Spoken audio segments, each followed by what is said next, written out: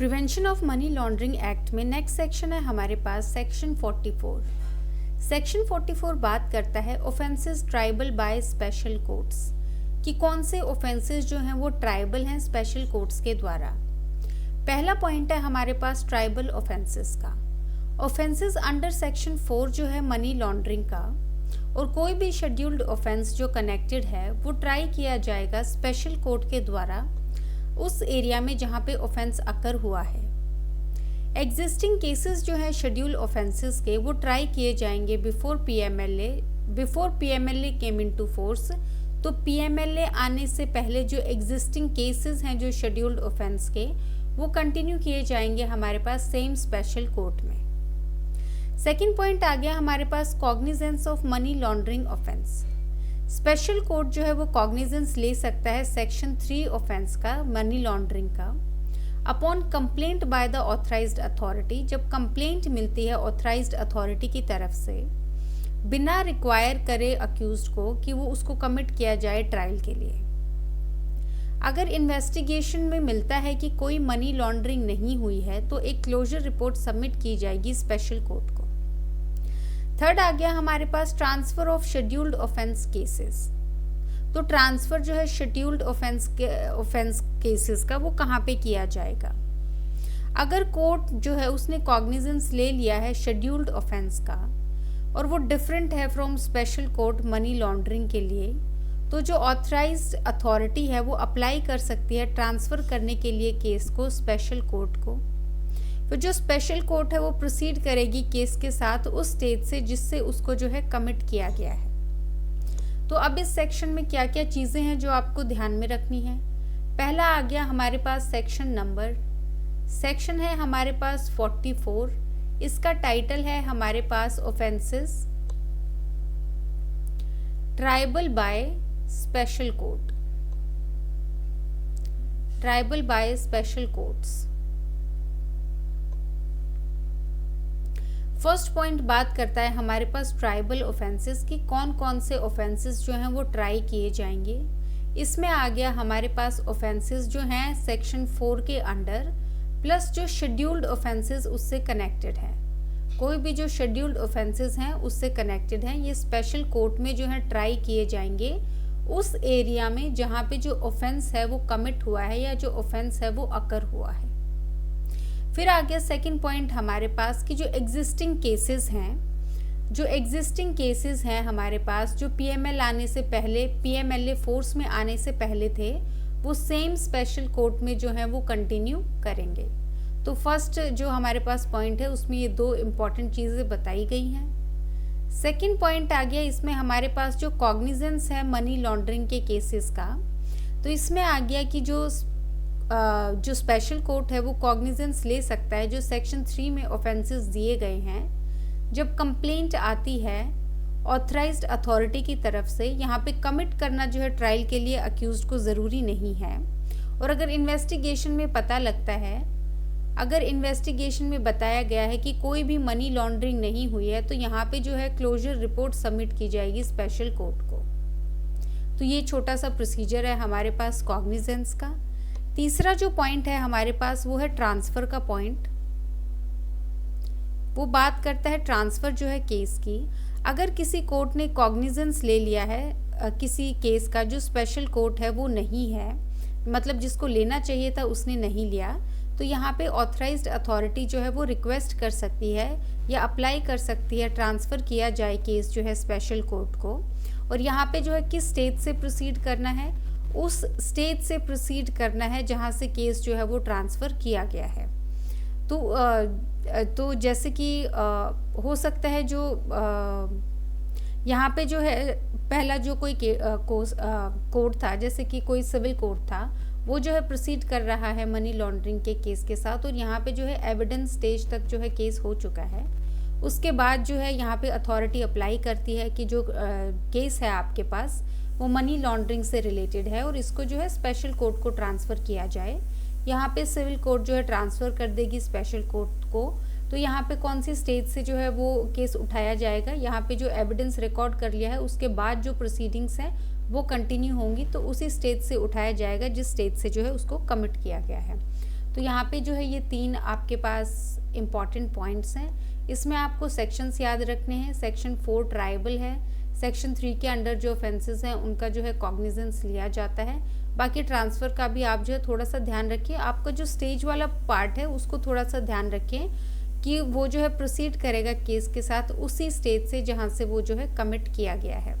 तो ये वाला पोर्शन भी थोड़ा सा इम्पॉर्टेंट है। नेक्स्ट आ गया इसमें हमारे पास 4th point, that is trial procedure. Special court जो है वो फॉलो करेगा CRPC 1973 के प्रोसीजर्स को जो एप्लीकेबल हैं कोर्ट ऑफ सेशन को, वेदर ट्राइंग, जब वो ट्राई कर रहा है शेड्यूल्ड ऑफेंसेस या फिर मनी लॉन्ड्रिंग ऑफेंसेस। 5th आ गया हमारे पास एक्सप्लेनेशन। जुरिस्डिक्शन जो है वो इंडिपेंडेंट है। जो स्पेशल कोर्ट की जुरिस्डिक्शन है PMLA के अंडर वो डिपेंडेंट नहीं है किसी भी ऑर्डर पे शेड्यूल्ड ऑफेंस में। Not a joint trial, trial जो है PMLA ऑफेंसेस की और शेड्यूल्ड ऑफेंसेस की सेम जो है कोर्ट के द्वारा वो अमाउंट नहीं करेगा जॉइंट ट्रायल को। पर्पस क्या है यहाँ पे हमारे पास, इंश्योर करना कि एफिशिएंट प्रोसिक्यूशन जो है इंटरकनेक्टेड ऑफेंसेस का हुआ है। अवॉइड करना डुप्लीकेशन जो है ट्रायल्स की, जब मेंटेन करते हुए लीगल क्लैरिटी। तो इस स्लाइड में हमारे पास क्या क्या चीज़ें याद रखने वाली है। 4th है हमारे पास जो प्रोसीजर है ट्रायल का वो कौन सा ट्रायल होगा। तो जो प्रोसीजर होगा हमारे पास वो CRPC का प्रोसीजर होगा जो कोर्ट ऑफ सेशन को एप्लीकेबल है। किन केसेस में, चाहे वो ट्राई कर रहे हैं शेड्यूल्ड ऑफेंसेस, चाहे वो ट्राई कर रहे हैं मनी लॉन्ड्रिंग के ऑफेंसेस। एक्सप्लेनेशन में जो है आपको 2 पॉइंट बताए गए हैं। एक्सप्लेनेशन में बताया गया है कि जो जुरिस्डिक्शन है वो डिपेंडेंट नहीं होगा कि जो शेड्यूल्ड ऑफेंस हैं वो कहाँ हुए हैं। फिर आगे इसमें हमारे पास सेकंड जो पॉइंट बताया गया है कि ये जो आपके PMLA के ऑफेंसेस प्लस अगर जो शेड्यूल्ड ऑफेंसेस साथ में किए जा रहे हैं तो यहाँ पे इसको जॉइंट ट्रायल जो है वो नहीं बोला जाएगा।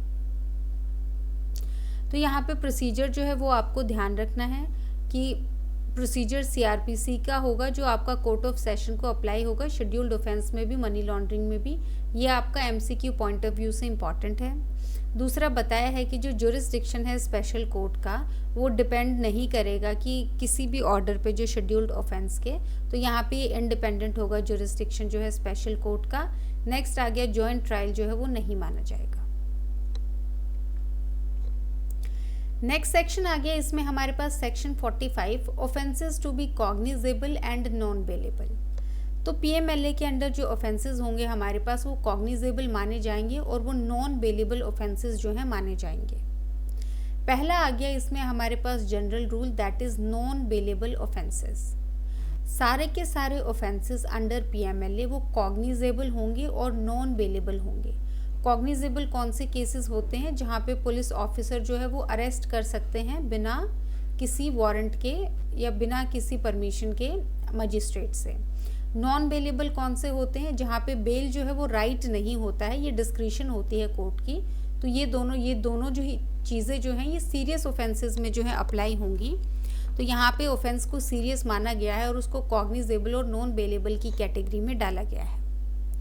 तो कोई भी अक्यूज जो है वो रिलीज़ नहीं किया जाएगा बेल पे जब तक जो पब्लिक प्रोसिक्यूटर है उसको अपॉर्चुनिटी नहीं दी जाती है अपोज करने की बेल को। अगर अपोज किया गया तो जो कोर्ट है वो सेटिस्फाइड होगा कि जो अक्यूज्ड है वो गिल्टी नहीं है और कमिट नहीं करेगा एक ऑफेंस, जबकि वो जो है बेल पे होगा। सेकंड आ गया हमारे पास एक्सेप्शंस क्या हैं बेल के लिए। स्पेशल कोर्ट जो है ग्रांट कर सकता है बेल पर्सन को जो 16 साल से नीचे हैं, विमेन को, सिक पर्सन को या इन्फर्म पर्सन को जो अक्यूज्ड है मनी लॉन्ड्रिंग का लेस देन 1 करोड़ अलोन या फिर को अक्यूज्ड के साथ। तो यहाँ पे जो सेक्शन 45 है हमारे पास वो बात करता है कि जो ऑफेंसेस होंगे PMLA के अंडर वो कॉग्निजेबल होंगे प्लस नॉन बेलेबल होंगे। यहाँ से जो है आपका MCQ बेस्ड क्वेश्चन बनता है कि PMLA के अंदर जो ऑफेंसेस हैं वो किस कैटेगरी में आते हैं। वो आते हैं कॉग्निजेबल में प्लस वो है नॉन बेलेबल होंगे। तो किसी भी पर्सन को जो है बेल पे नहीं छोड़ा जाएगा जब तक कि पहला आ गया कि जो पब्लिक प्रोसिक्यूटर हैं वो अपोज करेंगे बेल को।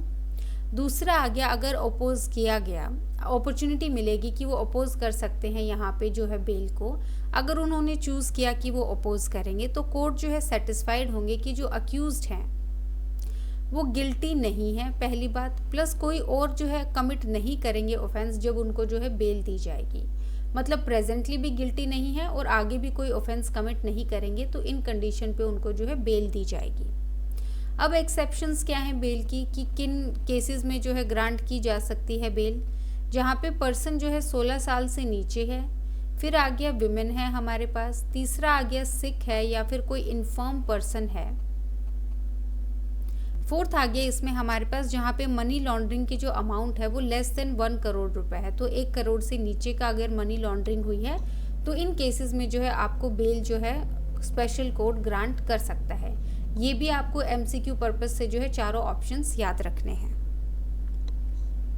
नेक्स्ट आ गया इसमें हमारे पास third point, complaint requirement for cognizance.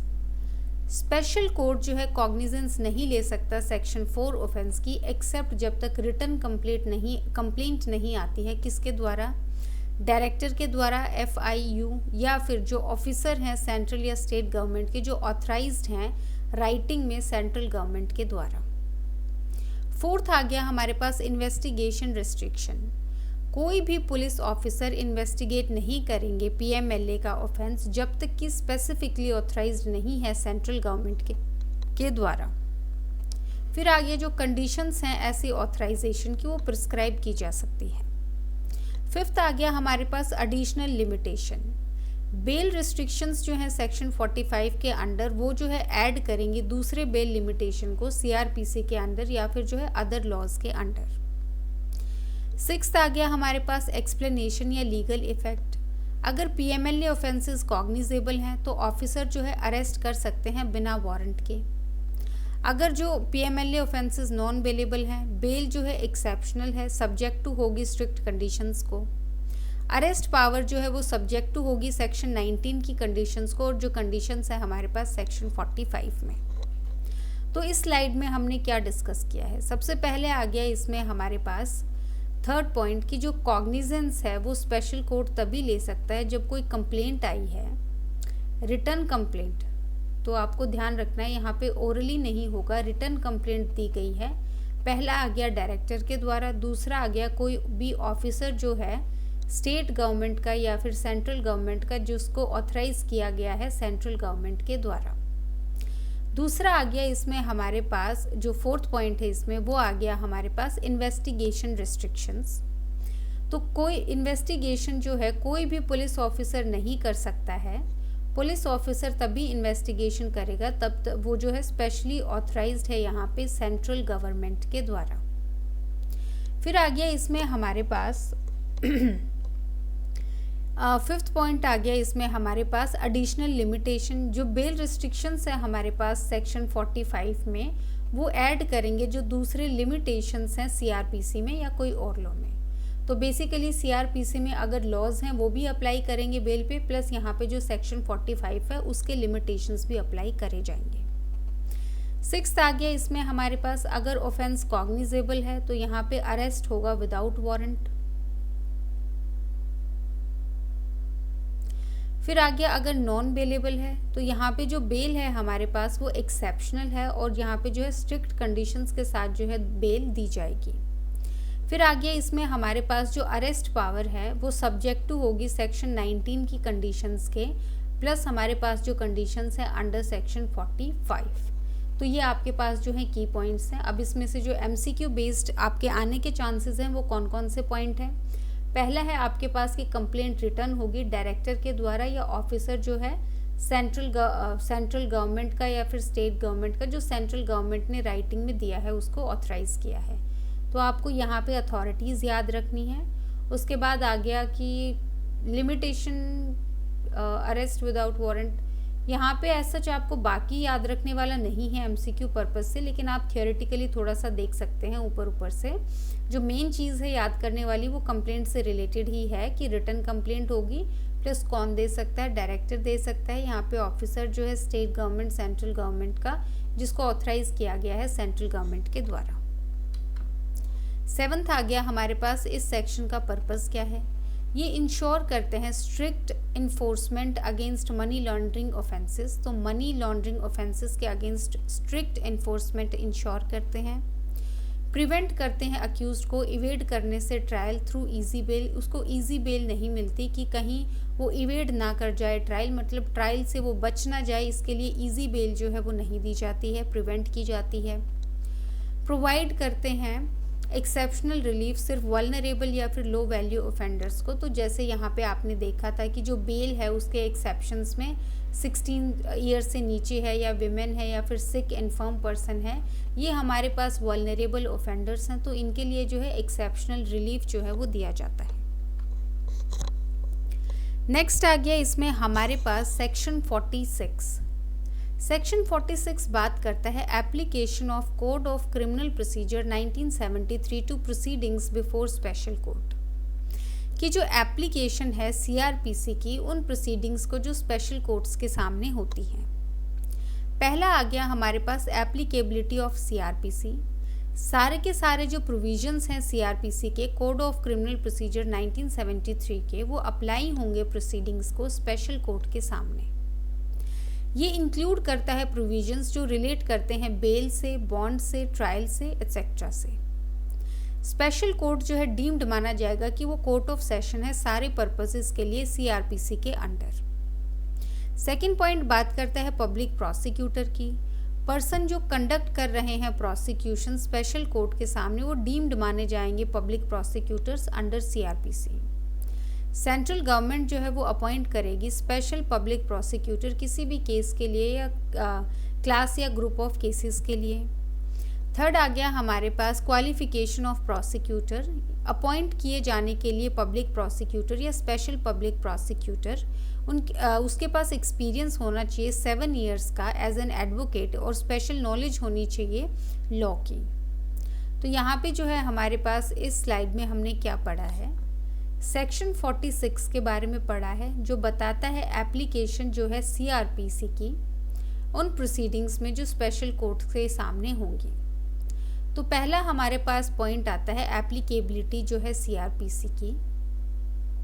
इसमें हमें बताया गया है कि जितने भी प्रोविजंस हैं सीआरपीसी के वो अप्लाई होंगे प्रोसीडिंग्स पे स्पेशल कोर्ट की। ये इंक्लूड करता है आपके पास बेल, बॉन्ड्स, ट्रायल जितने भी हैं, और यहाँ पे जो स्पेशल कोर्ट है उसको डीम्ड माना जाएगा एज कोर्ट ऑफ सेशन सारे के सारे पर्पसेस के लिए सीआरपीसी के अंडर।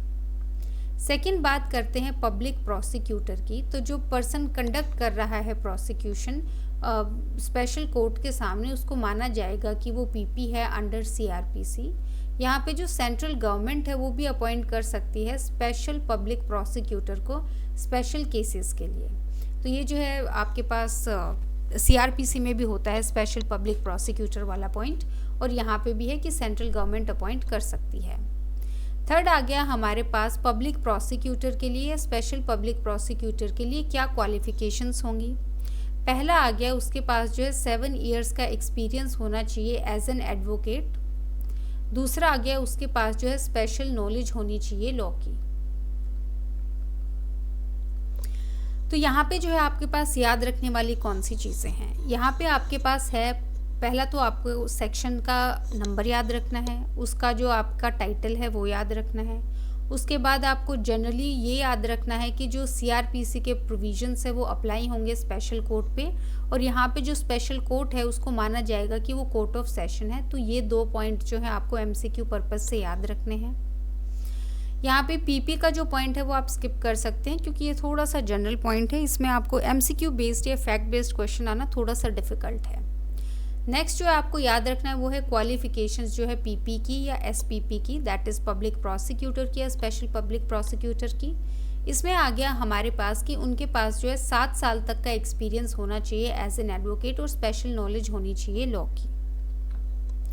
नेक्स्ट आ गया इसमें हमारे पास लीगल स्टेटस। हर एक अपॉइंटेड पब्लिक प्रोसिक्यूटर या स्पेशल पब्लिक प्रोसिक्यूटर वो डीम्ड माना जाएगा public prosecutor under section 2 clause U जो है सीआरपीसी का।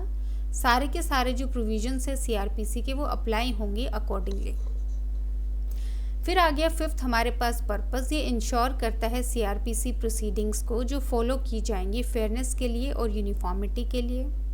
गारंटी करते हैं qualified prosecution through experienced advocates, जैसे कि यहाँ पे 7 इयर्स का एक्सपीरियंस जो है वो मैंडेटरी किया है एडवोकेट के लिए। तो एक गारंटी करता है कि जो क्वालिफाइड प्रोसिक्यूशन है वो ही जो है केस संभालेंगे।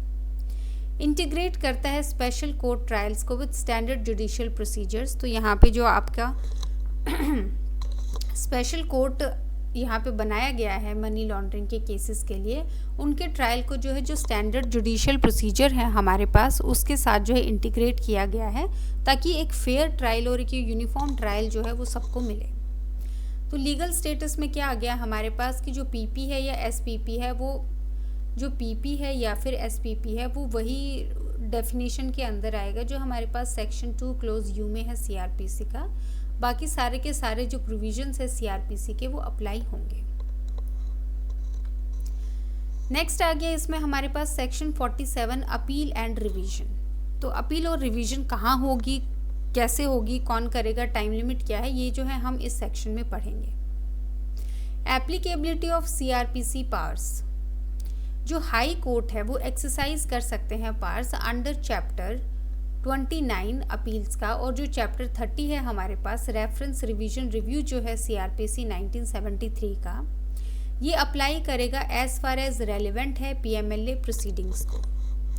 नेक्स्ट आ गया इसमें हमारे पास special court treated as court of session. तो एक्सरसाइज करने के लिए अपनी पावर्स को जो स्पेशल कोर्ट है उनको ट्रीट किया जाएगा as court of session, apply करेंगे विद इन जो लोकल ज्यूरिसडिक्शन है हाई कोर्ट की। पर्पस क्या है यहाँ हमारे पास, इंश्योर करता है कि हाई कोर्ट जो है वो सुन सकते हैं अपील्स और रिवीजन स्पेशल कोर्ट डिसीजन से। इंटीग्रेट करते हैं जो स्पेशल कोर्ट प्रोसीडिंग्स है विद इन जो स्टैंडर्ड अपीलेट फ्रेमवर्क है सीआरपीसी का। फिर आगे प्रोवाइड करते हैं जुडिशियल ओवरसाइट और जो यूनिफॉर्मिटी है हैंडल करने में पीएमएलए के केसेस को। तो सेक्शन 47 जो है वो बेसिकली बात करता है हमारे पास अपील एंड रिवीजन की। यहाँ पे बताया गया है कि हाई कोर्ट जो है वो एक्सरसाइज कर सकता है। यहाँ पे हाई कोर्ट जो है वो एक्सरसाइज करेंगे जो चैप्टर है हमारे पास 29 अपील का और जो चैप्टर है हमारे पास 30 रिवीजन का सीआरपीसी के अंडर। तो इनके प्रोविजन के हिसाब से जो अपील है या जो रिवीजन है, रेफरेंस है, रिव्यू है, वो जो है आपका जो है उसके हिसाब से जो है डिस्पोज ऑफ होगा, जितना ये रेलेवेंट होगा पीएमएलए प्रोसीडिंग्स के लिए। दूसरा जो पॉइंट हमें बताया गया है वो है कि जो स्पेशल कोर्ट है उसको ट्रीट किया जाएगा एज कोर्ट ऑफ सेशन, और ये अप्लाई करेगा जो with in the jurisdiction of high court. तो जिस हाई कोर्ट को जो है अपील जाएगी वो जो कोर्ट ऑफ सेशन है जिस स्टेट का या जिस ज्यूरिसडिक्शन का, और उसकी जो स्टेट की ज्यूरिसडिक्शन है हाई कोर्ट की, तो उसके हिसाब से जो है उसको कोर्ट ऑफ सेशन जो है माना जाएगा और उसकी अपील जाएगी उस हाई कोर्ट में जहाँ पे ज्यूरिसडिक्शन फॉल करता है। तो इसका बेसिक पर्पस है कि हाई कोर्ट जो है सुन सकता है अपील्स रिवीजन्स को।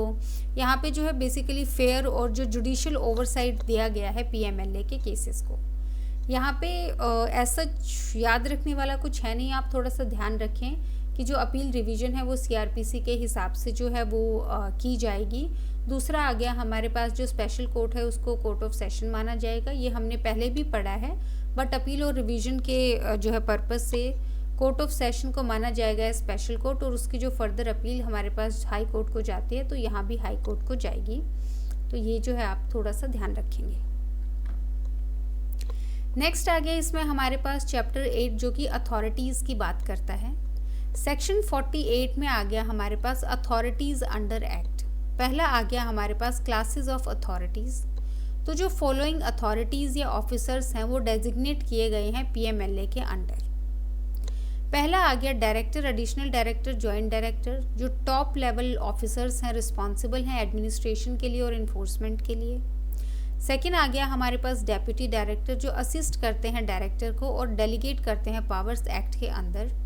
तीसरा आ गया असिस्टेंट डायरेक्टर को, जो सपोर्ट करते हैं इन्वेस्टिगेशन और एडमिनिस्ट्रेटिव फंक्शंस को। फोर्थ आ गया हमारे पास अदर ऑफिसर्स, कोई भी क्लास ऑफ ऑफिसर्स जो अपॉइंट की गई है पर्पस के लिए एक्ट की, जैसा कि ज़रूरत होगी। पर्पस क्या है, ये इस्टेब्लिश करता है एक हायरार्की जो है ऑफिसर्स की, इन्फोर्समेंट के लिए, इन्वेस्टिगेशन के लिए, एडमिनिस्ट्रेशन के लिए पीएमएलए के अंडर। ये इंश्योर करता है डेलीगेशन जो है पावर्स की और एफिशिएंट फंक्शनिंग जो है इन्फोर्समेंट मशीनरी की। तो यहाँ पे इस स्लाइड में हमने क्या पढ़ा है, इस स्लाइड में हमने एक तो चैप्टर पढ़ा है कि चैप्टर है हमारे पास 8, इसका टाइटल है हमारे पास अथॉरिटीज। इसमें हमारे पास सेक्शन है 48 अथॉरिटीज अंडर द एक्ट की कौन कौन सी अथॉरिटीज हैं हमारे पास इस एक्ट के अंदर। इसमें है हमारे पास जो क्लासेस हैं अथॉरिटीज की, पहला है हमारे पास डायरेक्टर, एडिशनल डायरेक्टर, फिर आ गया हमारे पास जॉइंट डायरेक्टर। ये हमारे पास टॉप क्लास जो ऑफिसर्स हैं जो रिस्पॉन्सिबल हैं एडमिनिस्ट्रेशन के लिए, इन्फोर्समेंट के लिए। दूसरा आ गया आपके पास डेप्यूटी डायरेक्टर कि ये असिस्ट करते हैं डायरेक्टर को और डेलीगेट करते हैं पावर एक्ट के अंदर। तीसरा आ गया हमारे पास असिस्टेंट डायरेक्टर, ये सपोर्ट करते हैं इन्वेस्टिगेशन को, एडमिनिस्ट्रेटिव फंक्शंस को। फोर्थ आ गया इसमें हमारे पास जो अदर ऑफिसर जो हैं अपॉइंट किए जाएंगे इस एक्ट के अंदर। तो बेसिकली ये एक हायरार्की है हमारे पास, कौन किसके सबऑर्डिनेट है, कौन जो है टॉप लेवल्स में आता है, director, additional director, joint director, उसके बाद आता है डेप्यूटी डायरेक्टर, उसके बाद आता है असिस्टेंट डायरेक्टर और उसके बाद आता है दूसरे ऑफिसर्स। तो ये हायरार्की ऑफ अथॉरिटीज़ है जो आपको याद रखनी है। नेक्स्ट आ गया इसमें हमारे पास section 49 that is appointment and powers of authorities and other officers. तो अपॉइंटमेंट कैसे होगी, क्या पावर्स हैं अथॉरिटीज़ की और दूसरे ऑफिसर्स की। पहला आ गया हमारे पास appointment by central government. Central government appoint करेगी किसी भी पर्सन को एज अथॉरिटी अंडर पीएमएलए। ये इंश्योर करती है फ्लेक्सिबिलिटी डेजिग्नेट करने के लिए ऑफिशियल्स को, इन्फोर्समेंट के लिए और इन्वेस्टिगेशन के लिए। सेकेंड आ गया इसमें हमारे पास डेलीगेशन ऑफ अपॉइंटमेंट पावर्स। तो जो पावर्स हैं वो कैसे डेलीगेट की जा सकती हैं। जो सेंट्रल गवर्नमेंट है वो ऑथराइज कर सकती है सीनियर ऑफिसर्स को, that is director, additional director, joint director, deputy director, assistant director को, कि वो अपॉइंट कर सकते हैं दूसरी अथॉरिटीज़ को जो बिलो द रैंक होंगी असिस्टेंट डायरेक्टर, और अलाउ किया जाता है डेलीगेशन और जो एफिशिएंट जो है स्टाफिंग है, तो अपना काम या अपनी पावर्स जो है वो डेलीगेट कर सकते हैं जो टॉप लेवल ऑफिसर्स हैं हमारे पास। तो यहाँ पे इस स्लाइड में हमने क्या पढ़ा है, पहला है हमारे पास सेक्शन 49, ये बात करता है हमारे पास अपॉइंटमेंट की, प्लस जो पावर्स हैं हमारे पास अथॉरिटीज़ की प्लस अदर ऑफिसर्स की। इसमें आ गया हमारे पास पहली जो है वो बात की जाती है अपॉइंटमेंट बाय सेंट्रल गवर्नमेंट। तो यहाँ पे जितनी भी हमारे पास अथॉरिटीज़ हैं वो अपॉइंट की जाती हैं सेंट्रल गवर्नमेंट के द्वारा। तो सेंट्रल गवर्नमेंट यहाँ पे आपके पास अपॉइंटिंग अथॉरिटी है। दूसरा आ गया इसमें हमारे पास डेलीगेशन जो है पावर्स की वो कौन कर सकता है। इसमें बताया गया है कि जो सीनियर ऑफिसर्स हैं that is director, additional director, joint director, deputy director और जो असिस्टेंट डायरेक्टर हैं वो अपॉइंट कर सकते हैं जो फर्दर ऑफिसर्स को जो below the rank of assistant director नहीं होंगे, और ये यहाँ पे जो है डेलीगेट कर सकते हैं अपनी जो पावर्स हैं और अपने जो फंक्शंस हैं। तो यहाँ पे आपको याद रखना है अपॉइंटिंग अथॉरिटी कौन है, सेंट्रल गवर्नमेंट। डेलीगेशन जो है पावर्स का वो जो है अलाउ किया गया है, और ये जितने भी हमारे पास ये रैंक के ऑफिसर्स हैं ये डेलीगेट करेंगे पावर्स, लेकिन जो इसको डेलीगेट कर रहे हैं पावर वो जो है असिस्टेंट डायरेक्टर से नीचे रैंक का नहीं होना चाहिए। तो ये जो है बस 2 लाइन का जो 2 पॉइंट्स थे वो इस स्लाइड में थे। नेक्स्ट आ गया हमारे पास powers and duties of authorities. कोई भी अथॉरिटी एक्सरसाइज कर सकती है पावर्स और डिस्चार्ज कर सकती है ड्यूटीज़ जो असाइन की गई है पीएमएलए के अंडर। पावर्स जो हैं वो सब्जेक्ट टू होंगी कंडीशंस को और लिमिटेशंस को जो इम्पोज की गई हैं सेंट्रल गवर्नमेंट के द्वारा। फोर्थ आ गया पर्पस क्या है इस सेक्शन का, इंश्योर करता है एक क्लियर हायरार्की और जो चेन ऑफ कमांड है पीएमएलए इन्फोर्समेंट में, बैलेंस करते हैं ऑटोनॉमी अथॉरिटीज़ की विद ओवरसाइट जो है बाय सेंट्रल गवर्नमेंट। तो यहाँ पे जो थर्ड पॉइंट है हमारे पास वो बात करता है पावर्स और जो ड्यूटीज़ हैं हमारे पास अथॉरिटीज़ की। तो एक अथॉरिटी जो है वो डिस्चार्ज करेगी अपनी पावर और एक्सरसाइज करेगी ड्यूटीज़ जो पीएमएलए ने उसको दी है। तो जो भी जहाँ पे जिस भी प्रोविज़न में जो ड्यूटी दी गई है वो जो है यहाँ पे जो है एक्सरसाइज करेगी। इसकी जो हमारे पास सब्जेक्ट होगी वो होंगी कंडीशंस और जो लिमिटेशंस जो सेंट्रल गवर्नमेंट इम्पोज करेगी। इन केस सेंट्रल गवर्नमेंट कोई स्पेसिफिक लिमिटेशन या कंडीशन इम्पोज कर रही है तो यहाँ पे जो पीएमएलए ने पावर्स दी गई हैं उनको जो है एक्सरसाइज नहीं कर सकती है अथॉरिटी। तो यहाँ पे जो सुपरवाइजिंग अथॉरिटी होगी वो सेंट्रल गवर्नमेंट होगी हमारे पास। नेक्स्ट आ गया इसमें हमारे पास सेक्शन 50। सेक्शन 50 जो है वो बात करता है powers of authorities regarding summons production of documents and to give evidence etcetera. तो यहाँ पे जो है क्या पावर होगी अथॉरिटी की समन्स के रिगार्डिंग डॉक्यूमेंट्स प्रोड्यूस करने की और एविडेंस देने के रिगार्डिंग। इसमें आ गया हमारे पास सेक्शन 50 क्लोज 1, ये civil court like powers of director. तो जो डायरेक्टर की पावर्स होंगी वो सिविल कोर्ट के जैसे होंगी। इसमें आ गया हमारे पास सेक्शन 13 की प्रोसीडिंग्स के लिए डायरेक्टर के पास सेम पावर्स होंगी सिविल कोर्ट की सीपीसी 1908 में in respect of discovery of inspection जो है डॉक्यूमेंट्स का, उसके लिए इन्फोर्स करने के लिए अटेंडेंस किसी भी पर्सन की। ये इंक्लूड करता है ऑफिसर्स जो हैं रिपोर्टिंग अथॉरिटी के और उनको एग्जामिन किया जा सकता है ओथ पे। कंपेलिंग प्रोडक्शन जो है रिकॉर्ड्स का, डॉक्यूमेंट्स का, रिसीव करना एविडेंस एफिडेविट्स पे इशू करना, कमीशंस, एग्जामिनेशन के लिए विटनेस किया डॉक्यूमेंट्स किया, कोई और जो प्रिस्क्राइब्ड मैटर है। तो यहाँ पे बेसिकली क्या बताया गया है या जो आपको याद रखना है वो है सेक्शन 50 पहले तो बात किसकी करता है कि पावर्स क्या है अथॉरिटीज़ की, समन के लिए, प्रोडक्शन डॉक्यूमेंट के लिए, एविडेंस के लिए। यहाँ पे जो पावर्स हैं वो है आपके पास सिविल कोर्ट की पावर है हमारे पास डायरेक्टर के पास, समन करने के लिए, अटेंडेंस के लिए, ओथ पे एग्जामिन करने के लिए, प्रोडक्शन के लिए, रिसीव करने के लिए, कमीशन इशू करने के लिए। तो ये जितने भी सिविल कोर्ट के फंक्शनिंग है इनके लिए जो पावर होगी हमारे पास वो होगी सिविल कोर्ट की पावर। और ये किसको दी गई है? ये दी गई है आपको डायरेक्टर को जो है ये पावर यहाँ पे दी गई है। नेक्स्ट आ गया इसमें हमारे पास सेक्शन 15 सबसेक्शन 2 जो कि है पावर टू इशू समन्स। किसके पास पावर है इशू करने की समन्स? तो फॉलोइंग ऑफिसर समन कर सकते हैं किसी भी पर्सन को, director, additional director, joint director, deputy director, assistant director. Purpose क्या है समन्स का? एविडेंस देने के लिए या प्रोड्यूस करने के लिए रिकॉर्ड्स को। एप्लीकेबल कब होगा? इन्वेस्टिगेशन के दौरान और जो प्रोसीडिंग्स हैं पीएमएलए के अंडर। तो वैसे यहाँ पे बहुत ही क्लियरली पॉइंट वाइज लिखा है लेकिन फिर भी मैं थोड़ा सा जिस्ट बता देती हूँ। सेक्शन 50 जो सबसेक्शन 2 है यहाँ पे है समन्स को कौन इशू कर सकता है? Director, additional director, joint director, deputy director और आपके पास असिस्टेंट डायरेक्टर। तो ये जो टॉप लेवल के ऑफिसर्स हैं ये कर सकते हैं। बोल सकते हैं पर्पस क्या है समन्स का, एविडेंस के लिए भी बोल सकते हैं, रिकॉर्ड्स को प्रोड्यूस करने के लिए भी बोल सकते हैं। एप्लीकेबल कब होगा? इन्वेस्टिगेशन के दौरान होगा और जो प्रोसीडिंग्स होंगी पीएमएलए के अंडर उनके लिए जो है एप्लीकेबल होगा। नेक्स्ट आ गया हमारे पास section 50 subsection 3 binding nature of summons. सारे के सारे पर्सन्स जिनको सम्मन किया गया है वो लीगली बाउंड होंगे कि वो अटेंड करेंगे पर्सनली या फिर थ्रू ऑथराइज्ड एजेंट, सच्चाई बताएंगे, प्रोड्यूस करेंगे डॉक्यूमेंट्स जैसा कि रिक्वायर्ड है। नॉन कंप्लायंस को लीगल ऑफेंस माना जाएगा। सेक्शन 50 जो है हमारे पास सबसेक्शन 4 वो बताता है कि ये जुडिशियल प्रोसीडिंग्स होंगी। प्रोसीडिंग जो है अंडर 50 सबसेक्शन 2 और 50 सबसेक्शन 3 डीम्ड मानी जाएंगी जुडिशियल प्रोसीडिंग्स आईपीसी के अंडर। किसके लिए? सेक्शन 193 आईपीसी पनिशमेंट जो है फॉल्स ऑफेंस की, पर्जरी के लिए। या फिर आ गया हमारे पास सेक्शन जो है 228 का आईपीसी का, दैट इज इंटेंशनल इंसल्ट या इंटरप्शन जो है जुडिशियल ऑफिसर का, पब्लिक सर्वेंट का जुडिशियल प्रोसीडिंग में। पीएमएलए समन्स प्रोसीडिंग्स जो है वो जुडिशियल है नेचर में।